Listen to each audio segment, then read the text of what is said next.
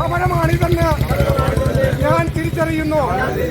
നമ്മുടെ നാടിന്റെ സുരക്ഷയും സമാധാനവും തകർക്കുന്ന ഭീകര ശക്തികൾക്കെതിരെ നമുക്ക് ഒറ്റക്കെട്ടായി ഉണരാം. ഭീകരതക്കെതിരെ ഞാൻ ഇന്നലകളിൽ നിലകൊണ്ടിട്ടുണ്ട്, ഇന്നും നിലകൊള്ളുന്നു, നാളെയും നിലകൊള്ളുമെന്ന് പ്രതിജ്ഞ ചെയ്യുന്നു. അക്രമത്തിന്റെയും വിദ്വേഷത്തിന്റെയും പാത ശരിയല്ലെന്ന് ഞാൻ ഉറച്ചു വിശ്വസിക്കുന്നു. എന്റെ രാജ്യത്തിന്റെ ജനങ്ങളുടെ സുരക്ഷയ്ക്ക് ഭീഷണിയാകുന്ന ഒന്നും തന്നെ മനസാവാച കർമ്മണ എന്നിൽ നിന്നുണ്ടാകില്ല.